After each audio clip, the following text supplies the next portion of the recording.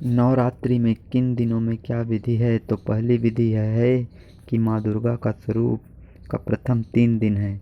द्वितीय 3 दिन लक्ष्मी माँ का विशेष महत्व है और अंतिम 3 दिन माँ सरस्वती का है। तो जिसे भी शक्ति की प्राप्ति करनी है वह प्रथम 3 दिन माँ की उपासना करे, और जिसे लक्ष्मी की अर्थात धन की प्राप्ति करनी है वह द्वितीय 3 दिन उपासना करे, और जिसे अपार धन पाना है वह अंतिम 3 दिन उपासना करे। जिसे धन की प्राप्ति शीघ्र करनी है वह बिल्व पत्र में श्रीम लिखकर पूजा करे, तो उसे अतुलनीय अपार धन की प्राप्ति होगी। नवरात्रि में किस तिथि को माँ की पूजा करने से और क्या क्या करने से हमें धन और सिद्धि की प्राप्ति होती है? नवरात्रि ही है, इस पर्व में ही आपको धन, दौलत और अमरत्व और सिद्धि और मोक्ष की प्राप्ति हो सकती है, और कोई सिद्धि इतनी शीघ्र नहीं मिलती। नवरात्रि में क्या करने से हमको धन की प्राप्ति होती है और क्या करने से सिद्धि की प्राप्ति होती है, और जिन्हें सर्व सिद्धि की प्राप्ति करनी है वह इन दिनों एक अद्भुत और नवाण मंत्र का जप करे। वह मंत्र है ओम ऐं ह्रीं क्लीं चामुंडाय विच्चे। एक बार और, ओम ऐं ह्रीं क्लीं चामुंडाय विच्चे। यह अद्भुत मंत्र से शक्ति की प्राप्ति होगी। आप तो जानते ही होंगे कि धन की देवी लक्ष्मी हैं। धन की प्राप्ति तो मनुष्य को हो ही जाती है, किंतु धन का सही उपयोग जब तक ज्ञान न हो तब तक मनुष्य धन का सही उपयोग नहीं कर पाते। अतः धन का सदुपयोग करने के लिए मनुष्य को ज्ञानी होना अति आवश्यक है, और ज्ञानी होने के लिए माँ सरस्वती की उपासना अति आवश्यक है। अतः नवरात्रि के अंतिम 3 दिनों में माँ सरस्वती की उपासना करे, क्योंकि कहा भी गया है सा विद्या या विमुक्तये। और एक और कहावत है कि विद्या ददाति विनयम विनयाद् याति पात्रताम पात्रताद् धनाप्नोति धनाद् धर्मम ततः सुखम। विद्या से विनय की प्राप्ति होती है और विनम्रता से धन की प्राप्ति होती है। अतः जिनको भी अतुलित धन की प्राप्ति करनी हो तो वो नवरात्रि के अंतिम दिन में सर्व सिद्धिदात्री माँ की उपासना करें, उससे उनको सर्व सिद्धि की प्राप्ति होगी।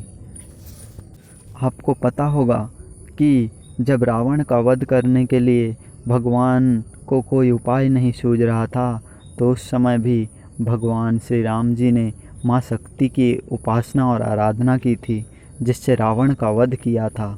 तो अतः सभी को ये ध्यान में रखना चाहिए कि जब भगवान स्वयं माँ की आराधना करते हैं तो हम मनुष्य माता की उपासना आराधना क्यों न करें। और इन दिनों में संयम और ब्रह्मचर्य का पालन जरूर करना चाहिए। जो माताओं और स्त्रियों के साथ इन दिनों में गलत व्यवहार और भोग प्रधान कर्म करते हैं तो उनको भोग योनि में और नीच योनि की प्राप्ति होती है। माँ दुर्गा के 9 दिनों में प्रथम दिन ब्रह्मचारिणी, द्वितीय दिन शैलपुत्री, तृतीय चंद्रघंटा, चतुर्थ कुष्मांडा, पंचम स्कंद माता, षष्ठम कात्यायनी, अष्टम कालरात्रि, नवम महागौरी और सर्व सिद्धिदात्री की उपासना की जाती है। अतः धन की प्राप्ति से ही सुख की प्राप्ति होती है। शास्त्रों में भी कहा गया है धनात् धर्मम ततः सुखम।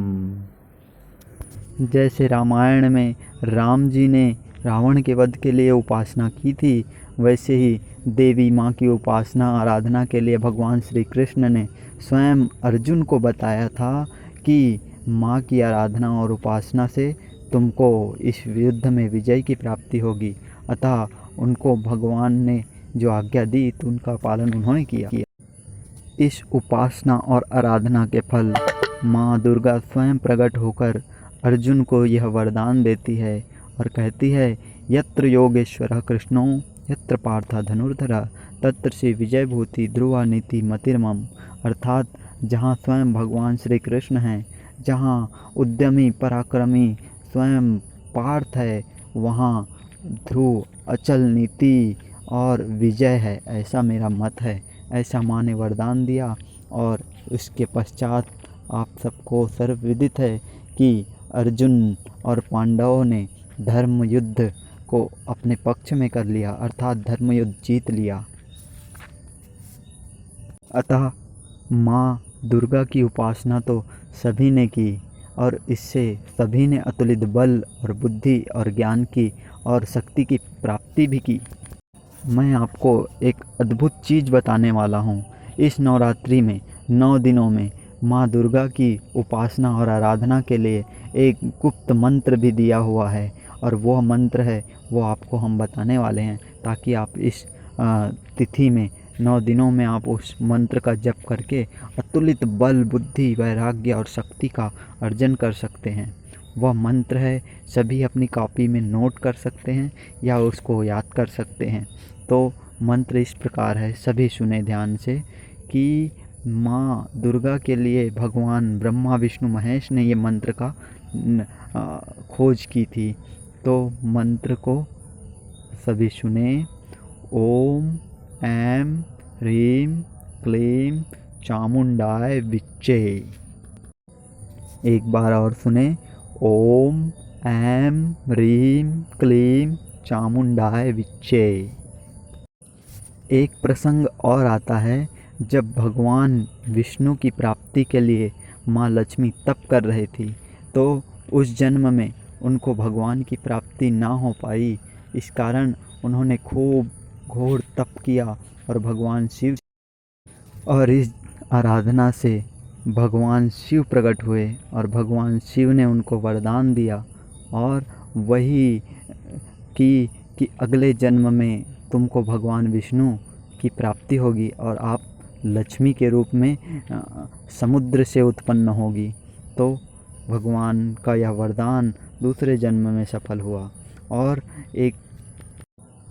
जिस शरीर से वे तप करते करते अपने को अग्नि में आहूत कर दी थी, उससे एक वृक्ष उत्पन्न हुआ, जो बिल्व वृक्ष के नाम से पूजा गया, और भगवान शिव को वो अत्यंत प्रिय होता है और कृपा पात्र मानो, और वह उसे भगवान शिव को खूब अति प्रिय होता है। देवी दुर्गा की 9 दिनों की उपासना आपको सचमुच में अकाल मृत्यु से बचाएगी और अमर कर देगी। तो मिलते हैं अगले वीडियो में, तब तक के लिए जय माता दी और वंदे मातरम।